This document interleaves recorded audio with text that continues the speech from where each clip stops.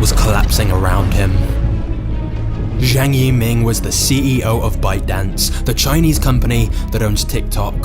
And as he watched the news, his heart was racing. Now, President Donald Trump threatened to ban it altogether. We're looking at TikTok. We may be banning TikTok. TikTok had already been banned in India, losing them 200 million users overnight. Now, TikTok was at the center of an international feud, with users and governments all around the world asking the same question: can we trust TikTok?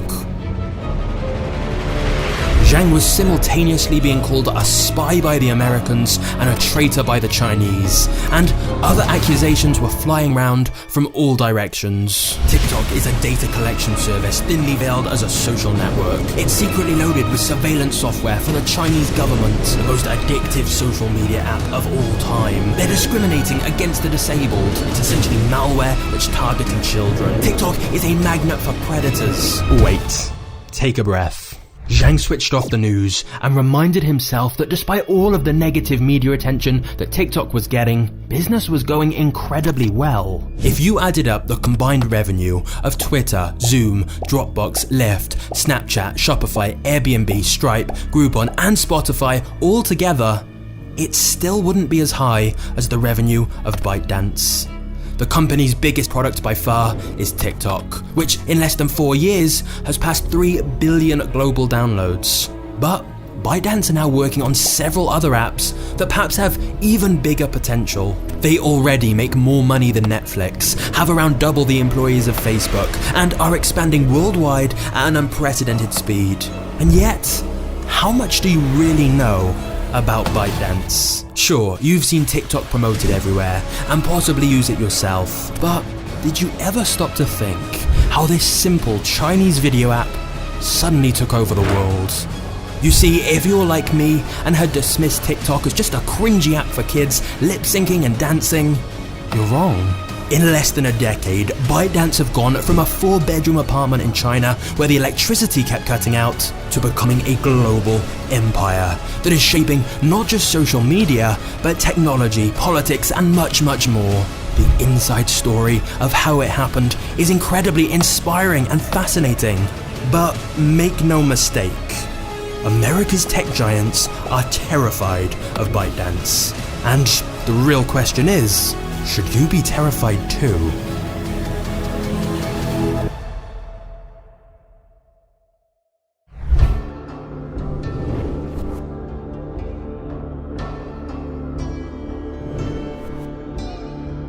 ByteDance is an app factory. Whilst TikTok is by far their most successful app, when the company launched in 2012, they created 12 different apps within just a few months. These included titles such as Laugh So Much You'll Get Pregnant and Real Beauties, Every Day 100 Beautiful Girls. At this point, it was hard to imagine the colossal impact ByteDance was going to have on the world. In fact, they were even struggling to hire people because of the lowbrow reputation they developed early on. The company's founder, Zhang Yiming, always had big plans. He was inspired by business magnates like Steve Jobs and had a dream of one day building a global company that was as borderless as Google. This was an even more ambitious goal than it sounds, because China essentially operates a separate internet to the rest of the world. Big platforms we all know, like YouTube and Facebook, are banned in China. And likewise, internet companies that start in China almost never manage to take their services worldwide. So Zhang knew that to defy the odds and build a global empire, ByteDance needed to think bigger with the apps they were creating. Then, one day in 2012, he had an epiphany.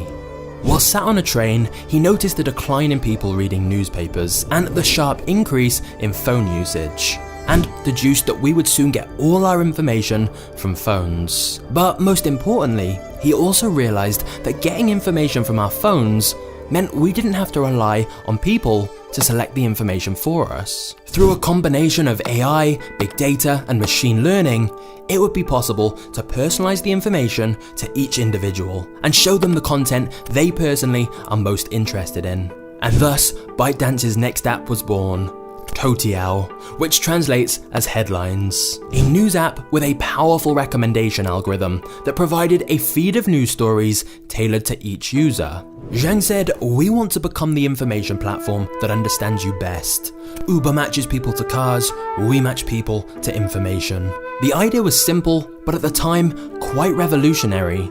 By tracking every single tap, pause and swipe, ByteDance's algorithm was quickly able to understand users better than they understood themselves. Instead of just getting a random list of articles curated by someone else, the algorithm would be able to figure out exactly which news stories users would be most interested in, and give them a unique, personalized feed. And the more they used the app, the more the algorithm learned about them, so the more accurate its recommendations became. As a result, it was very addicting and a huge success. So much so that other companies soon started copying the idea. And ByteDance knew they needed to keep innovating, or else a rival with a bigger budget would beat them. Luckily, Zhang had another epiphany.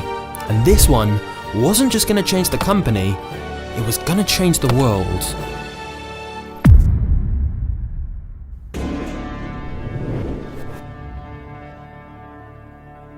It's reported that the average user of Headlines, the news app ByteDance created, spends 74 minutes per day on the app. Is this because people were suddenly more interested in news? Of course not. It's because if you design an incredibly smart algorithm that learns what people like and keeps giving them more of it, it's gonna get people hooked. But Zhang had realized, why stop at news and information? So they took the same addictive algorithm from their Headlines app and created a new app for short videos. Now, you're probably thinking this new video app was TikTok, and you're half right. In 2017, they launched the international version of TikTok we all know, and we'll get to that very soon. But in 2016, ByteDance launched Douyin, which is the Chinese version of TikTok. Same premise, same logo, same interface, but China has its own segregated version, which came first. And there's a few notable differences. Firstly, it had a section called Positive Energy, with selected videos that promote the Chinese government. Secondly, it had advanced facial recognition, where you can search for videos by tapping a face, a feature which led to lawsuits when ByteDance considered introducing it on TikTok. The Chinese version also makes people's skin appear lighter by default, in line with China's whitening obsession. In short, the Chinese version of TikTok is the same app with some major cultural differences. But one thing is very much the same on both versions: the powerful algorithm. It's unique because it isn't built around your social network. You don't have to friend, follow, subscribe, or even search for anything. You just open the app, start swiping, and the algorithm will get better and better at understanding which videos to show you. And because you consume so many short videos in just a few minutes, it gives the algorithm so much data about what content you do and don't like. You could watch 100 videos in a single session, as opposed to something like YouTube, where you may only watch a small handful.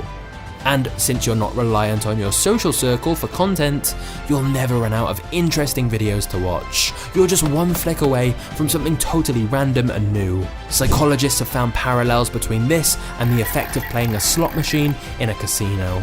So when you combine that with the never-ending scroll effect, which tricks our brains into not knowing when to stop using the app, it's easy to see why people get sucked in.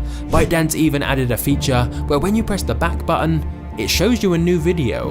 You have to double tap the button to actually get out of the app. I'm addicted to TikTok now. I've just downloaded it myself and I can't take my eyes off the videos. I spent between 7 to 8 hours. You just keep on scrolling, like you just lose track of time whilst you're on there. You open this app, you start swiping, and before you know it, 3 hours of your life is gone and you've achieved basically nothing. And we're going to look back at the effects of what that does to the brain. What effect does that have on the rest of your life? However, whilst ByteDance had no problem getting people to watch their new video app, they knew that an addictive algorithm was useless if they didn't have enough people creating videos as well. And thus, they launched a genius 5-part plan to get creators on board. Step 1. Lower the barrier to entry. Competition on social media had become tough. Filming simple selfie videos was no longer enough to blow up on YouTube. You needed to learn how to use editing software, create thumbnails, and countless other things, which made it difficult for young new creators to get started. So, ByteDance made posting videos ridiculously easy, with built-in editing functions in the app. You could even apply filters and add music to make the video immediately seem way more professional and interesting. Then, step 2, challenges.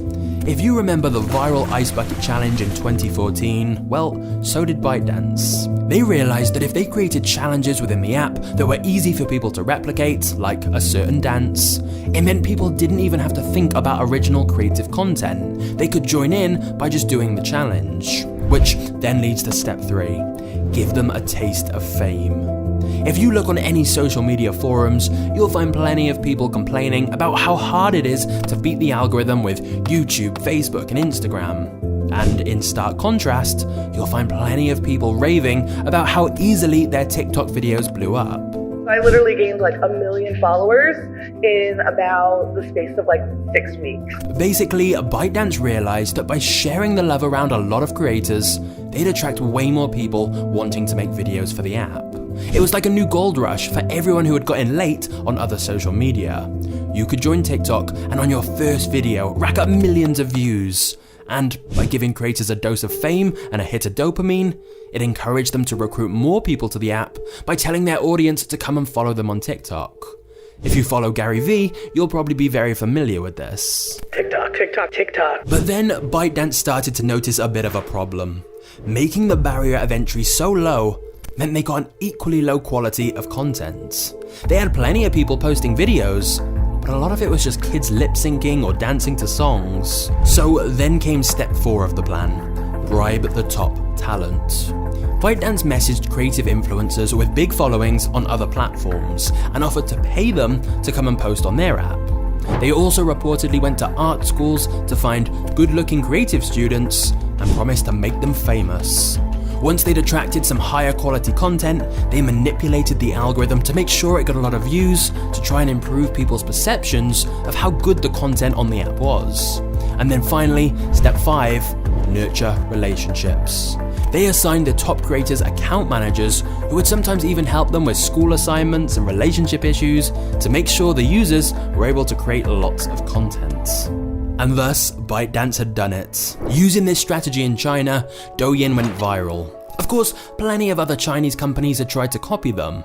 But remember, the more you use ByteDance's apps, the more the algorithm learns about you, which means you get served even better content recommendations, which means you use the app more, and this creates a never-ending cycle of improvements. As a result, very few people wanted to switch to any of these competitor apps that popped up. ByteDance had cracked the code in China, and now they wanted to replicate this success worldwide. In 2017, they officially launched their international version of the app, TikTok. And whilst Zhang Yiming had always been a very ambitious man, even he couldn't have predicted the insanity that was about to begin.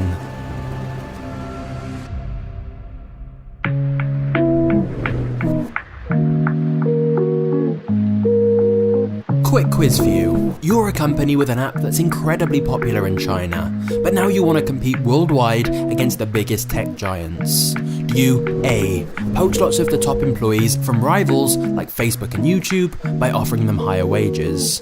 B. Pay top influencers from Facebook and YouTube to come and post on TikTok instead? Or C. Pour billions of dollars into running ads on Facebook and YouTube so you can literally siphon off users from your competitors? Trick question. ByteDance did all 3. You see, TikTok's success should never have been able to happen. The current kings of user-generated content could have stopped it, but they underestimated TikTok and didn't realize they were a serious competitor until it was too late. By which point, TikTok had stolen many of their employees, creators, and viewers. Of course, the reason everyone underestimated them is because TikTok's growth rate is unprecedented.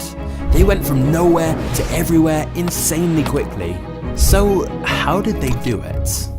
Now, when ByteDance launched the Chinese version of TikTok, they used a few slightly questionable promotion techniques. For example, they'd made deals with phone shops to unbox the devices, pre-install their app, and then reseal the box, so the app was already there when users switched on their new phone. However, with the international version of TikTok, one of their first genius marketing tricks was right out in the open for everyone to see. They initially encouraged users to share their TikTok videos on other social media. Which sounds strange at first. Why would TikTok want to make it easy for people to repost TikToks on Instagram, YouTube, Snapchat, and so on? Simple. Because every TikTok video contains a watermark in the corner promoting their app. I'm willing to bet that even if you've never downloaded TikTok in your life, you've seen a video with the TikTok watermark. It's the ultimate free publicity. And remember, TikTok had made it so much easier to create content thanks to the in-app editing functions. So people would create videos on TikTok, then go and post them on all their other social media, giving TikTok endless free marketing. The ByteDance team would even make fake accounts on other social media themselves and just repost lots of the best TikTok videos. Because they knew that if you see that TikTok watermark enough, eventually you'll go and download the app yourself. But as well as free promotion, the TikTok team did plenty of paid ads too. Now, to create an ad campaign, most companies hire expensive consultants, recording studios, editors, actors, designers, etc. But ByteDance just used videos people had uploaded to TikTok as ads. Their terms and conditions gave them permission to do that. Then all that money they saved on not making ads meant they had more money to invest in actually running ads across all major platforms. They initially targeted highly populated cities with low CPMs, like some of the poorest cities in India. This got them a lot of downloads quickly and cheaply, which shot the app to the top of the App Store, thus attracting lots of free publicity. Once TikTok had some momentum, they targeted micro-influencers with 5 to 10k followers on other social media, and promised to make them stars on TikTok if they started posting content on the app. Many of these influencers were frustrated by the slow growth on other social media, so they gladly made the switch to TikTok. Then TikTok stepped it up. They began targeting big influencers, like those with 1 million followers and above, by offering them big cash payments to come and post on TikTok. According to the Wall Street Journal, ByteDance even paid $1 million to get one unnamed influencer to post a video on TikTok. Whilst it may seem ridiculous, having celebrities using the platform attracted lots of new users and advertisers. Not just that, but it brought in investors. Just about every venture capital firm was looking to find the next Facebook. And seeing different stars joining the platform led to some investors plowing billions of dollars into TikTok, which ByteDance reinvested into even more advertising. At one point, they were spending $3 million per day on ads. The focus was just pure growth, not profit. But one of the biggest keys to success was that ByteDance made many acquisitions of other companies that helped fuel TikTok's growth. Many of these were AI companies that could help improve their algorithm even further. But also, whenever TikTok expanded into a new area, they tried to acquire a local company who had good knowledge and experience of the city. However, ByteDance's most influential acquisition of all was Musical.ly, a short video app that was very similar to TikTok, especially with its emphasis on using songs in videos. The app was struggling a little bit, but it did have a solid user base in the US, especially amongst very young users. So buying this was a cost-effective way for ByteDance to get new users from a new market. ByteDance later merged Musical.ly and TikTok together, which a lot of Musical.ly users were unhappy with at first. But they soon got on board when they realized the TikTok algorithm was better. Now, whilst all of this might seem too easy, you have to remember ByteDance already had a formula to follow from all their experiences with the Chinese version of the app. For example, they knew how important it was to make the barrier of entry so low for creators. So they had a whole team creating beautifying filters to make people look better so they didn't feel self-conscious about posting videos. TikTok also copied many of the popular challenges over from the Chinese version so that there were lots of easy but fun challenges for people to participate in when they downloaded TikTok. And then one day, something surprising happened. It was early morning in the ByteDance headquarters. The marketing team were feeling tired. It had been an exhausting few months, and ByteDance have the same 996 working culture as many other Chinese tech companies, which means you work 9 AM to 9 PM 6 days a week. You get paid very well with lots of bonuses available, but it's intense to say the least. So everyone was a little surprised when early one morning someone excitedly shouted, "Arnold Schwarzenegger just joined TikTok." It was big news because Arnold wasn't getting paid or asked to do it. He just heard about the app and posted some videos for fun. This generated free publicity for TikTok and proved to them they were reaching a tipping point. They were no longer having to pay stars to join. TikTok was becoming the place to be, with even celebrities now voluntarily joining the app. But despite all of this marketing we've just talked about, perhaps the biggest reason for TikTok's sudden growth was something completely out of their control.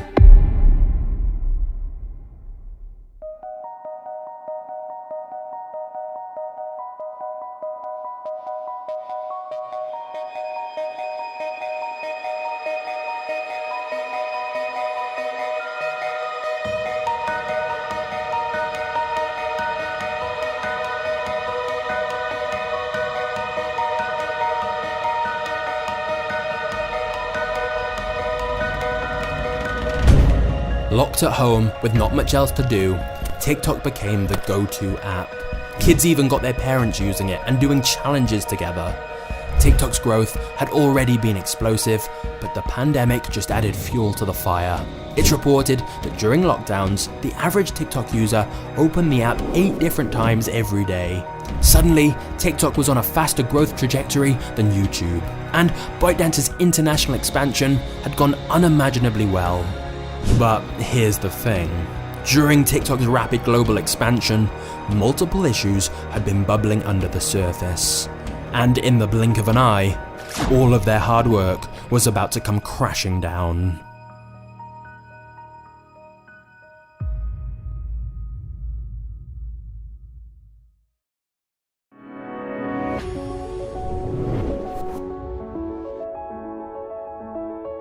In 2019, India banned TikTok due to claims of spreading explicit content. Overnight, TikTok lost around 200 million users. Pakistan soon banned them too. TikTok would eventually manage to appeal the decision, only for them to get banned again just a few months later, on the grounds that they were stealing and surreptitiously transmitting users' data outside of the country. But this was just the start of a domino effect, where more and more governments around the world started raising concerns about TikTok. Specifically, what data is TikTok actually collecting, and what is it doing with that data?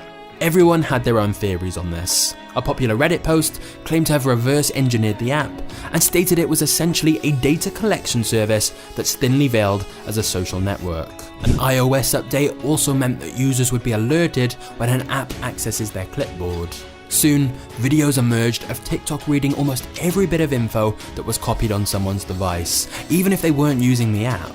The US Secretary of State claimed TikTok was among a number of Chinese apps feeding data directly to the Chinese Communist Party. The US government then opened a national security review of the platform after both a Democrat and Republican lawmaker suggested it posed a serious risk, and that it could be surveillance software for the Chinese government. A senator also described it as a Trojan horse, whilst the Financial Times reported that ByteDance were trying to circumvent Apple's privacy policies. The Android version includes code that allows for the downloading of remote zip files, unzips them, and executes the apps inside arbitrarily. TikTok asks for access to your videos, your photos, your microphone, your camera, and your contacts. TikTok also collects information about the messages that you send, about the apps that you use, the other apps on your phone. It collects the sites that you visit. It collects your search history. It collects your keystrokes. It collects your location data. Wait, hold on. Collecting obscene amounts of data is unfortunately a pretty common practice, especially by social media platforms. So why was everyone freaking out? Well, China's national intelligence law requires all companies within its borders to hand over data at its request without the need for a warrant. In fact, the government can literally take ownership of your company if they choose to. So yes, most people have accepted big tech have loads of our data. But the idea of the Chinese government having all of our personal data seemed more worrying, especially given how much data TikTok collects. Every bit and byte of data that TikTok collects is under the scope of China's intelligence law. Maybe that's why it's getting banned from the US Armed Services, and why Reddit's CEO recently claimed that it was fundamentally parasitic. But again, let's hold up. This is one side of the story. here's the other side of the story. TikTok have repeatedly stated they are not a Chinese company. Yes, ByteDance, the parent company, is, but they created a whole separate app and company for TikTok that's not based in China and thus not under their rules. TikTok state they have never given data to the Chinese government and never will. It could also be argued that everything going on with countries banning and threatening TikTok wasn't really about TikTok. This was about the rise of China. TikTok was unfairly caught in the middle of a political battle between several governments, and it was just being used as a pawn in a game of geopolitical chess. Sure, TikTok collects a lot of data, but that's because their whole app is built around understanding you better to show you more tailored videos, not because they're surveillance for the Chinese. Many of the accusations against them were just theoretical fears rather than actual evidence. But despite that, it seemed that in some Western countries, TikTok was becoming public enemy number one, especially in the US, where Trump ran ads saying TikTok is spying on you.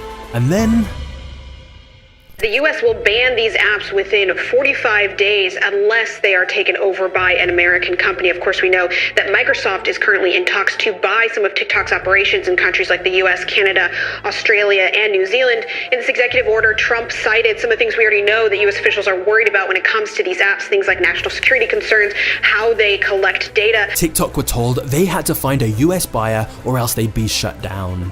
Many TikTok stars who'd built a career for themselves using the platform were panicked. But soon it looked like Microsoft was going to swoop in and buy the American branch of TikTok so that the app could continue. Right at the last minute though, Trump suggested he wouldn't sign off on it unless a lot of money went to the US Treasury, so the deal fell apart. Next, it looked like Oracle was about to buy TikTok. A deal was agreed, and then again, right at the last minute, Trump announced ByteDance would be creating a $5 billion education fund as part of the deal, which ByteDance was completely unaware of. So once again, the deal fell through. Meanwhile, ByteDance and TikTok were suing Trump and the US government in a hope to delay the ban until after the 2020 US election. And when Joe Biden took over as president, TikTok thought all of their problems were about to fade away. But instead, Biden signed an executive order for deeper investigations. So whilst there was no immediate ban, the threat still very much looms over TikTok. The irony of all of this though, is that whilst many in the West were calling ByteDance a puppet for the Chinese government, the Chinese government were acting just as viciously towards ByteDance themselves. China completely banned one of ByteDance's other apps that was meant for jokes and memes because they claimed it had vulgar content. ByteDance really was facing attacks from all directions. But what's most interesting of all is that whilst the entire world was busy debating TikTok's data policies, they were completely missing something much more sinister.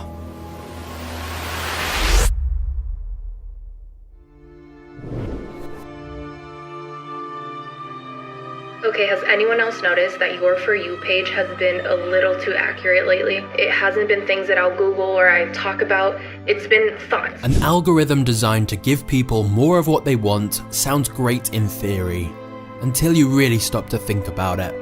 For example, what happens when a paedophile joins the app and what they want to see is underage girls dancing provocatively? If you're looking at a lot of kids dancing sexually, it's going to give you more kids dancing sexually. Here's a video showing a young girl in class on the floor in her school uniform.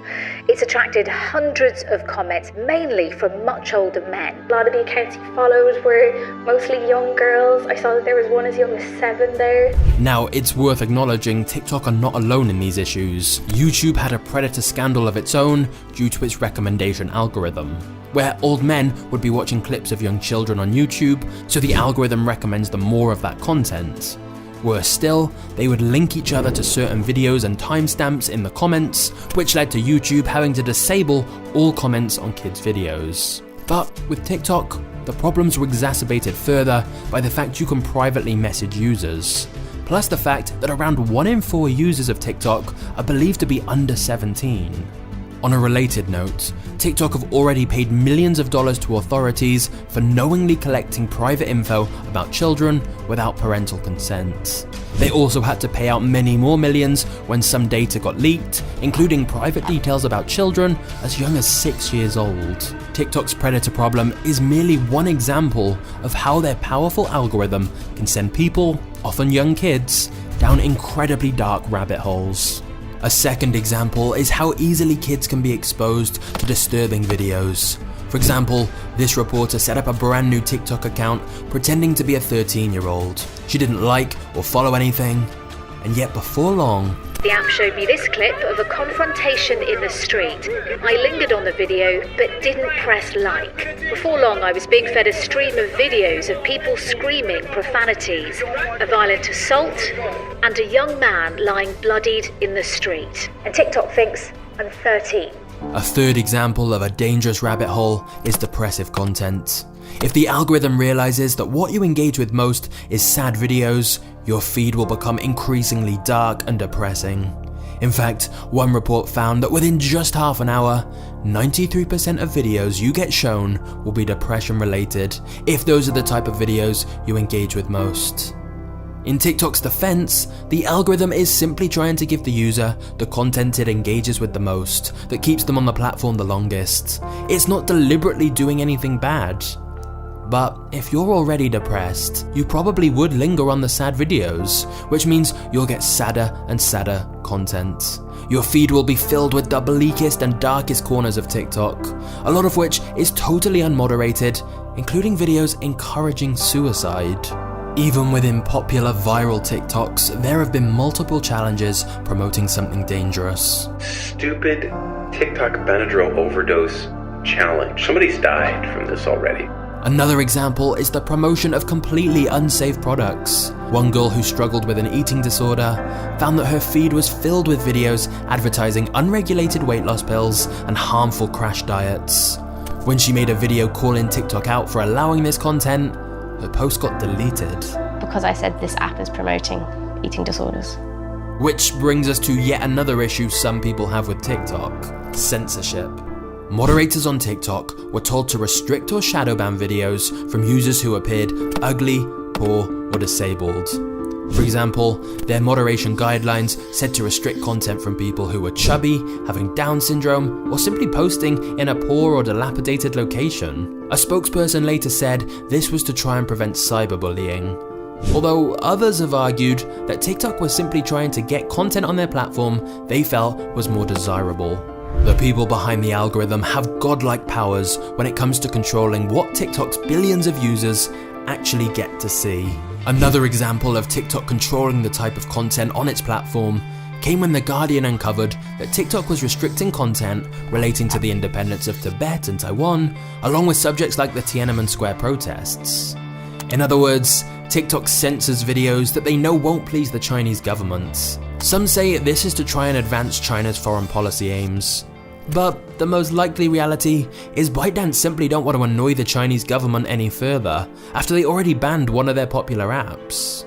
The truth is, TikTok can't really win here. Some think TikTok is stifling free speech, especially since they announced plans to hire thousands more employees to their censorship and moderation teams. But on the other side, other people feel TikTok is not doing enough to control what gets posted, and that they have a big problem with misinformation. Because TikTok videos can easily go viral, there's also the risk that users will wittingly or unwittingly share information that's false.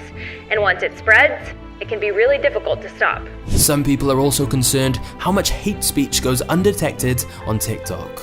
Sometimes if you're reading the hate comments and the stress load, it can be so much for your body and you're just overwhelmed and you're lonely, so that can also creep into depression. Just to emphasize how extreme this issue is, there's now a masked vigilante who is trying to track down bullies on TikTok because the TikTok moderation team have struggled to keep up with all the abuse. Now again, let's be clear, many of these problems are incredibly difficult for TikTok to deal with.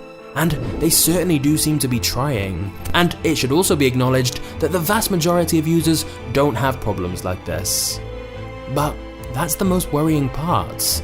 Because everyone's feed is so different, many people don't even know about the darker corners of TikTok. A parent using the app will see a wildly different feed to what their kids may see. A person who's happy will see a wildly different feed to what a depressed person would see. To summarize, the TikTok algorithm really is incredible at giving you content that will keep you watching longer, no matter how dark or disturbing that content is. However, despite all of these issues, predators, dark rabbit holes, dangerous challenges, censorship, bullying, and plenty of other problems, TikTok has become the world's hottest platform. And from a business perspective, it's a clear success story, and now one of the world's largest private companies. So, to understand how ByteDance achieved that so quickly, despite all of these issues, there's one final piece of the puzzle we need to talk about. That's perhaps the most crucial piece of all.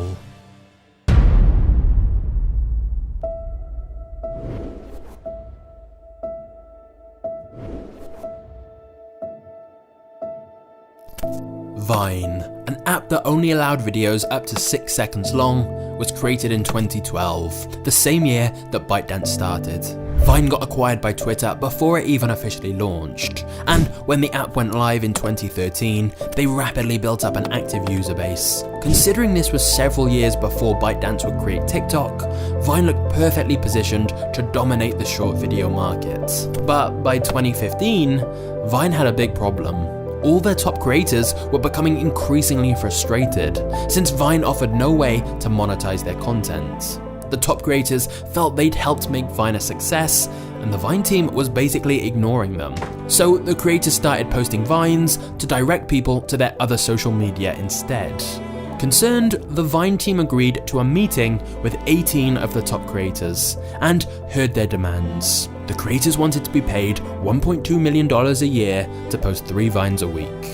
Internally, the Twitter team were very worried about this idea. They figured if they started dishing out money to content creators on Vine, it would set a precedent, and people would start wanting money for tweets as well.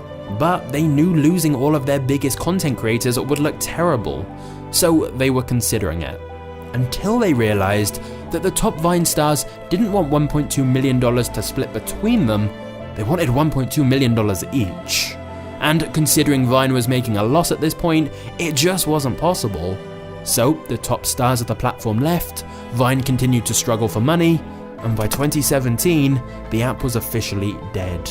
Ironically, this was the year TikTok launched. You see, ByteDance had been observing carefully, and Vine's brief moment in the sun had proven the demand for short videos, but also highlighted 2 important lessons. Number 1, don't ignore your best creators, find a sustainable way to pay them. And number 2, don't let them get too powerful. Now, there are many reasons for TikTok's success. The vast amounts of money it spent, its powerful algorithm, fortunate timing, good management, clear strategy, a fair bit of luck, and many more. But one of the biggest factors of all was that TikTok truly focused on creators right from day one. At the beginning, they'd even invite users to the ByteDance offices to chat, get feedback, and create videos together. ByteDance had learned a lot of lessons from Vine, but the biggest of all was about building a creator economy within its app. A whole ecosystem where new creators had a real shot at going viral, and the top creators had a way to profit so they'd stay loyal. And in order to do that, TikTok figured out a way to do the one thing Vine never could: make a hell of a lot of money.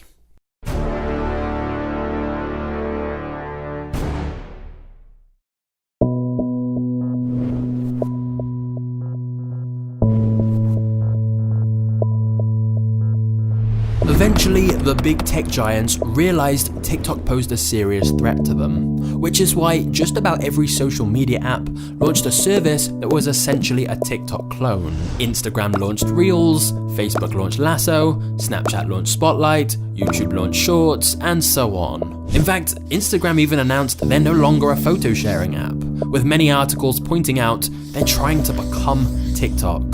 But it was too little too late. By that point, TikTok was $1 billion app.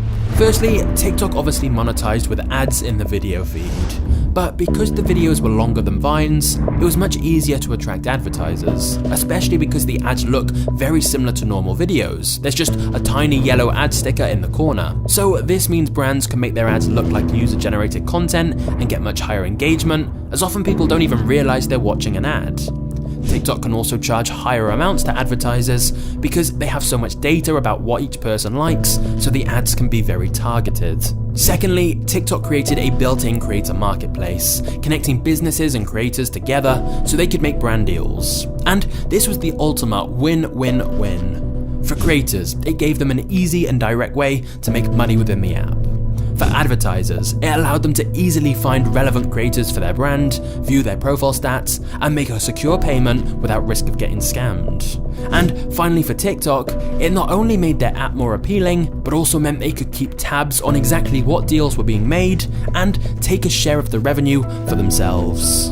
Thirdly, TikTok monetized with sponsored brand challenges. For example, Samsung worked with TikTok to create the Video Snap Challenge, where you take 3 different pictures and it merges them into a single image.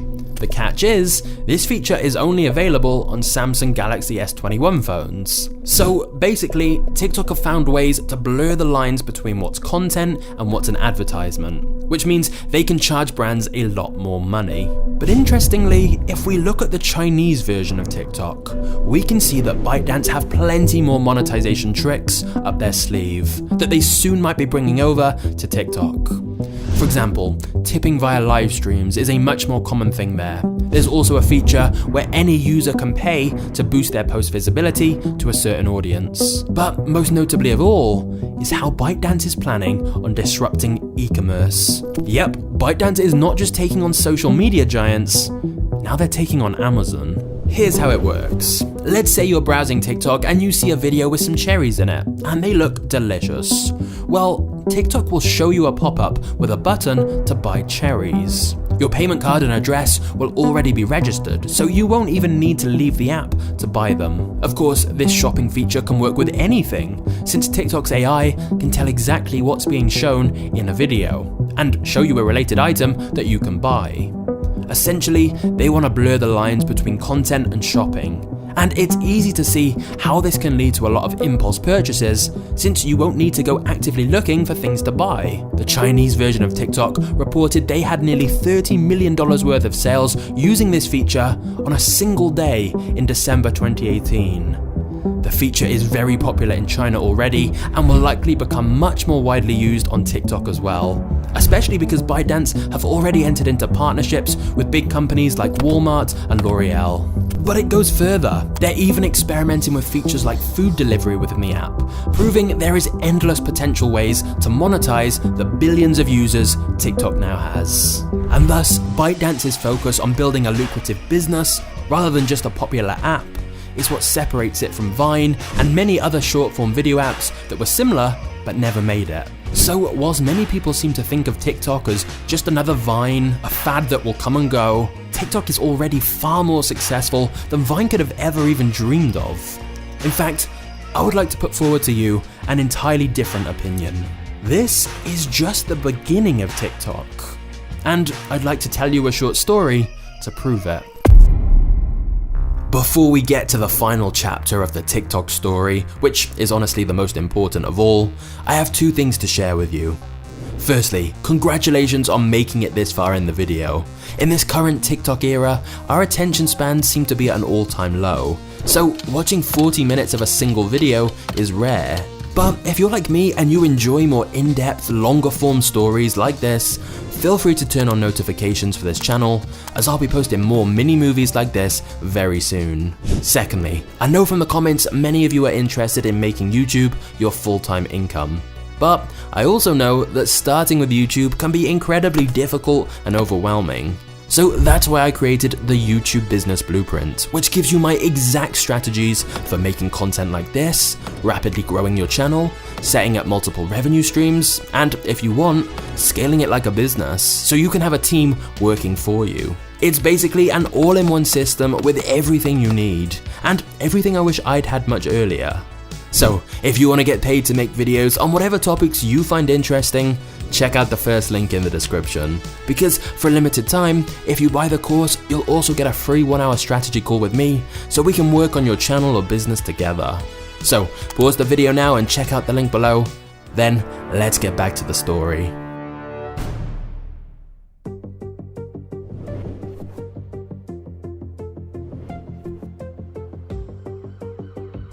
In 2018, Montero Hill was unemployed, had no money, and was sleeping on the floor of his sister's house.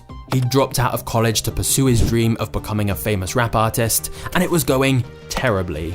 Nothing was working, nobody knew him, and he didn't have a record label, so was recording songs out of his nan's closet. Up until one day, where a small influencer used one of his songs in a TikTok video. That song was Old Town Road. Montero, better known as Lil Nas X, suddenly had his life completely changed. Old Town Road went viral on TikTok, with people dressing up as cowboys to fit the theme of the song. Old Town Road then went on to become one of the most successful songs of all time, and it was all thanks to TikTok. In fact, TikTok has had a real impact on the entire music industry. It's a new way for artists to get their music heard. Record companies are even paying influencers to use their songs in TikTok videos. And TikTok themselves offer an expensive service where they will craft a challenge around a specific song to help to get more people to hear it. Doja Cat is just one example of an artist whose success was masterminded by TikTok. Because of all the data TikTok have, they've also been advising record companies which songs off an album should be released as singles, because they can see which songs users are saving most often. But this goes even further. Some artists are now even writing songs with TikTok in mind, thinking about how the lyrics or music could be turned into some kind of TikTok challenge or meme. Now, let's zoom out for a second.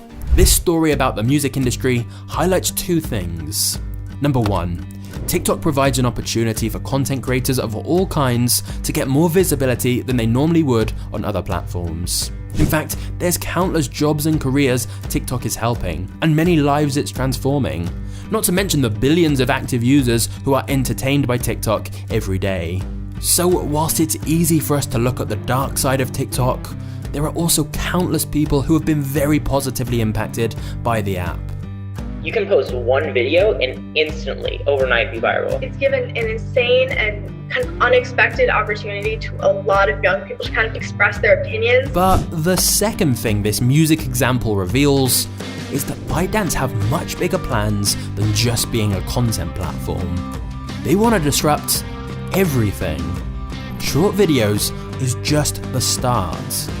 The obvious next step is long-form video, which is why the Chinese version of TikTok is allowing videos up to 15 minutes long. But ByteDance have a totally separate app called Watermelon, specifically designed for longer content, that should not only have YouTube worried, but also streaming giants like Netflix. ByteDance have already made licensing deals with the BBC, PBS, and many more. They even hired the ex-head of Disney+. But ByteDance's plans are much bigger than video. ByteDance have been very vocal about entering the gaming market, and have bought multiple game publishing companies already. At one point, 3 of the top 5 mobile games in China were from ByteDance. They also recently announced plans to hire over 10,000 new employees for some new education-related apps. They're even entering financial technology, cloud hosting, and search. ByteDance also already have a business software called Lark, which combines email, chat, video calls, calendars, and cloud document storage. They also quietly launched a new division called ByteDance Plus, which sells AI to other businesses. In China, ByteDance are also doubling down on their messaging apps, and have started putting huge ads for their apps all over the Chinese version of TikTok. You can certainly expect that at some point, ByteDance will start directing TikTok users to some of their many other apps and services. Because whilst TikTok was their first big international hit, it's just the beginning. It's a tool that will help them build their empire. Most people have never even heard of ByteDance and just think of TikTok as some silly short video app. But let's be clear, ByteDance already have over 110,000 employees in over 200 cities around the world, and are expanding rapidly into more industries than anyone can keep track of. Truthfully, it's impossible to know for sure exactly where ByteDance is heading, and how powerful they're going to become. But one thing is clear, Zhang Yiming's dream of building a company as borderless as Google has become a reality. Now, if you thought the story of TikTok and ByteDance was interesting, wait until you hear the story of WhatsApp. In this mini-movie, we finally answer the question, how does WhatsApp really make money? Just click here to check it out now. Thanks for watching Magnates Media. I've been John, you've been awesome. I'll see you in the next episode. Cheers.